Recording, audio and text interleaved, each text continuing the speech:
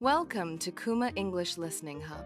Today, we are going to explore a delicious and surprisingly complex topic, the craft chocolate revolution. When you hear the word chocolate, you might think of a cheap candy bar from a supermarket, something sweet you eat without thinking too much about it. But behind that simple bar of chocolate is a long journey that crosses continents, climates, and cultures. In the last 15 years, a new movement has transformed chocolate from a mass-produced snack into a carefully made, almost artistic product. In this episode, we will follow chocolate on its journey from bean to bar. We will look at how small producers are changing the way chocolate is grown, made, and enjoyed. Along the way, you will hear useful vocabulary for talking about food, business, sustainability, and taste. So, let's unwrap this topic together. First, what exactly is craft chocolate? Craft chocolate, also called bean-to-bar chocolate, is chocolate made in small batches by companies or individuals who control every step of the process. Instead of buying ready-made industrial chocolate and melting it into new shapes, they start with raw cocoa beans. They choose where the beans come from, decide how they should be roasted, and design the recipe for each bar. This is quite different from the huge global brands that dominate supermarket shelves. Mass-market chocolate is produced in enormous factories that focus on consistency and low cost. The goal is for every bar to taste exactly the same, whether you eat it in Tokyo, London, or São Paulo. Craft chocolate makers have a different goal. They want each bar to express the unique character of the cocoa beans, in the same way that a good wine reflects the region where its grapes were grown. To understand that, we need to go back to the very beginning, the cocoa tree. Cocoa trees grow in a narrow belt around the equator, mainly in West Africa, Central and South America, and parts of Asia. The trees produce colorful pods that look a bit like small American footballs. Inside each pod, there is sweet, white pulp and dozens of seeds. These seeds, after several stages of processing, become cocoa beans. For many decades, most cocoa was treated like a basic commodity, similar to wheat or sugar. Large companies bought it in bulk, mixed beans from many different regions together, and processed them into a uniform brown paste. Craft chocolate makers have turned that idea upside down. They pay attention to where the cocoa comes from, and they talk about origin in a very detailed way. Instead of just saying, made with African cocoa, they might say, made with cocoa from Dak Lak province in Vietnam, or from a single farm in northern Honduras. Why does origin matter? Because the soil, climate, and local farming methods affect how the beans taste. Cocoa grown at a higher altitude may develop brighter, fruitier flavors. Beans from one valley might taste naturally nutty, while beans from another area might have floral or even spicy notes. So, the first big idea in the craft chocolate revolution is that cocoa beans are not all the same. They have their own personality. Let's move to the next part of the journey, fermentation. Once the cocoa pods are harvested, farmers cut them open and remove the seeds and pulp. These are then piled into boxes or covered with banana leaves and left to ferment for several days. Fermentation is a natural process where microorganisms, such as yeast and bacteria, break down sugars in the pulp. This process warms the beans and changes their chemistry. Without fermentation, cocoa beans would taste bitter, flat, and unpleasant. In large industrial systems, fermentation can be rushed or not carefully monitored because the goal is quantity. In craft-focused supply chains, however, fermentation is treated as a crucial stage that must be carefully managed. The length of fermentation, the temperature, and even how often the beans are turned all influence the final flavor. Some craft makers work closely with farmers, sharing guidelines for fermentation and even paying more money for well-fermented beans. This collaboration does not just improve quality, it can also increase farmers' income, which is one of the ethical goals of the movement. After fermentation, the beans are dried, packed, and finally reach the chocolate maker's workshop. This is where we enter the world of roasting, grinding, and conching. Roasting is similar to roasting coffee. The beans are heated to specific temperatures for precise amounts of time. A lighter roast might highlight fruity or floral notes, while a darker roast can bring out nutty or caramel-like flavors. For big factories, roasting is often standardized. There is one schedule that applies to many types of beans. For craft producers, roasting is more experimental. They do small test roasts, taste the results, and adjust the timing and temperature until they're satisfied. It is partly science and partly art. After roasting, the beans are cracked open, and the thin shells are removed. What remains are cocoa nibs, small bits of pure cocoa. These nibs are then ground into a thick, dark paste called cocoa liquor, even though it does not contain alcohol. At this stage, chocolate is still rough and gritty. To become smooth, it needs conching. Conching is a key process where the chocolate is mixed, heated, and aerated for several hours, and sometimes for more than a day. This step smooths the texture and allows volatile or unstable flavors to evaporate. Mass-market chocolate often uses very long conching times to create a mild, neutral flavor that will please as many people as possible. Craft makers may conch less to preserve some of the more unusual characteristics of the beans. Now, let's consider the ingredients. If you look at the back of a typical supermarket chocolate bar, you might see a long list. Sugar, cocoa mass, cocoa butter, vegetable fats, flavorings, emulsifiers, and maybe artificial vanilla. Craft chocolate usually has a much shorter list. A dark chocolate bar might contain only cocoa beans and sugar. Some also add cocoa butter to adjust the texture, but many avoid unnecessary additives. This minimalist approach is not just about purity. It is about letting the beans speak. When you remove extra flavors and fats, the natural taste of the cocoa becomes more obvious. For language learners, this is a useful metaphor. The fewer noisy distractions, the more clearly you can hear the important message. So, how does all this affect the experience of eating chocolate?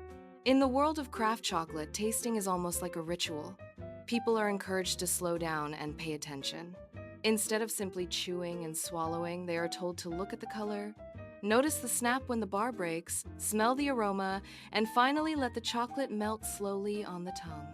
During this process, tasters often describe what they sense using a rich vocabulary: bright acidity, dried fruit, red berries, toasted nuts, honey, tobacco, leather, earth, or even notes of olive oil.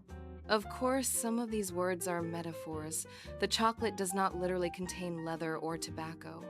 These descriptions are ways to capture complex sensations that our basic taste words, like sweet, bitter, or sour, cannot fully express.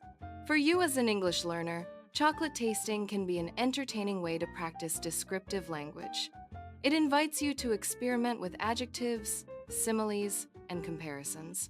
Instead of saying, "This chocolate is good," you might try, "This bar has a surprisingly bright, almost lemony acidity, followed by a deep, roasted finish."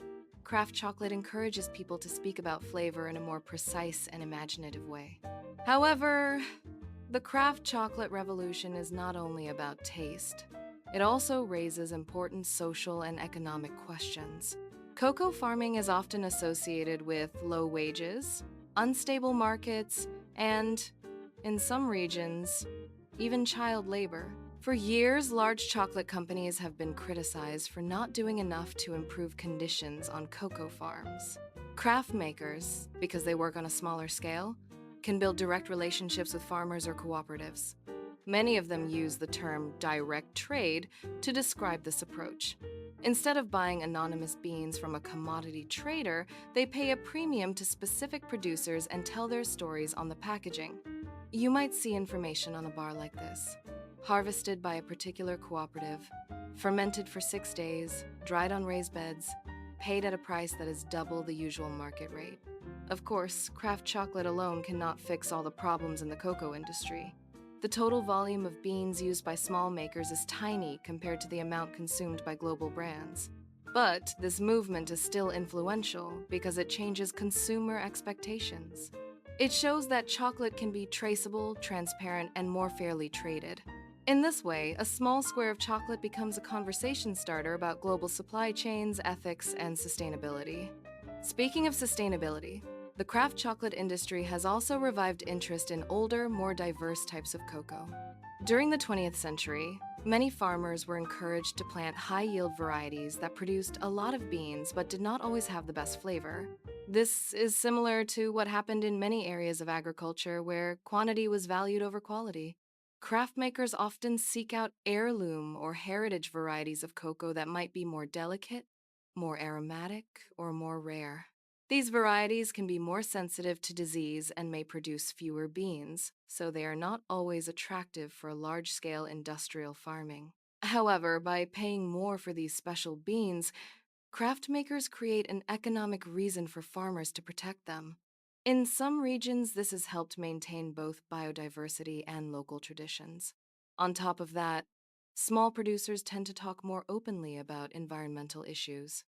They might discuss shade-grown cocoa, which is planted under taller trees and provides habitat for birds and insects. They might also promote agroforestry, a system where cocoa trees are grown alongside other crops, which can improve soil health and make farms more resilient. All of this shows that a single chocolate bar can come with a surprising number of stories, from economic justice to ecological protection. At this point, you might be wondering, if craft chocolate is so special, why is it still relatively rare? One obvious reason is price. A mass-produced bar might cost the same as a bus ticket, while a handcrafted bar can be 5 or 10 times more expensive. For many consumers, chocolate is still seen as a cheap, everyday treat, not as a product worth careful investment. A second reason is habit. Our taste preferences are shaped by what we grow up eating. If you have eaten only very sweet, milky chocolate since childhood, the intense flavor of a 75% single-origin bar might be shocking at first. In order to grow, the craft chocolate movement needs to educate people, not just about flavor, but about value. It asks consumers to see chocolate in a different way. Not as a sugary impulse purchase, but as a carefully made food with a complex background. This shift in attitude is similar to the changes we have seen with coffee, tea, or bread in many cities. Once people experience a more interesting version of a familiar product, some of them never want to go back. So how can you, as an English learner, use this topic to improve your language skills? Here are a few ideas. First, you can practice explaining processes. Chocolate making includes many clear stages: harvesting, fermenting, drying, roasting, grinding, conching, and tempering. Describing this sequence in your own words is excellent practice for using linking expressions, such as firstly, afterward, in contrast, and as a result. Second, you can expand your vocabulary of taste and texture. Instead of basic terms like good or bad, you can explore more subtle words such as creamy, brittle, velvety, tangy, sharp, earthy, or complex. Third, you can discuss opinions and ethics. Do you think it is worth paying more for ethically sourced chocolate? How do you balance price and principles when you shop? These questions help you practice giving arguments, expressing doubts, and showing agreement or disagreement politely. Finally, you can turn chocolate into a small personal project. Buy 2 or 3 different bars, ideally from different origins, and compare them. Make notes in English about what you notice. Record yourself describing each one, and listen back to see where you can improve your fluency or clarity. Before we finish, let's zoom out and look at the bigger picture. In some ways, the craft chocolate revolution is a sign of our times. Many consumers today are curious about how their food is made. They want to know who grew it, whether those people were treated fairly, and how the production affected the planet. Craft chocolate answers those questions in a concrete and enjoyable way. Each bar is a small piece of evidence that a different food system is possible, one that is more transparent and more respectful. At the same time, we should not romanticize it too much. Craft chocolate is still a niche, often limited to wealthy cities and specialty shops. It can easily become a luxury for a small group of people rather than a widespread solution. However, even as a niche, it has power. It can influence larger companies, inspire new farming projects, and change how we talk about something as ordinary as a chocolate bar. And for you, it offers a rich, sensory topic that connects language, culture, economics, and the environment. Let's recap the key ideas from today's episode. We discovered that Craft chocolate focuses on the whole journey from bean to bar, with careful attention at every step. Origin, fermentation, and roasting all have a huge impact on flavor. Craft makers usually use fewer ingredients to let the natural taste of the beans come through. The movement is linked to ethical questions about farmers' income, working conditions, and environmental impact. Tasting chocolate can be a fun way to practice advanced descriptive language in English. Next time you see a chocolate bar, perhaps you will look at it a little differently. You might notice where it comes from, what it contains, and even how it feels to let it melt slowly on your tongue. That simple act of paying attention in any language can turn an everyday pleasure into a deeper experience. Thank you for listening to Kuma English Listening Hub. If you found this episode helpful, try talking about it with a friend, or write a short paragraph in English about your own experience with chocolate. Until next time, keep listening, keep tasting, and keep learning.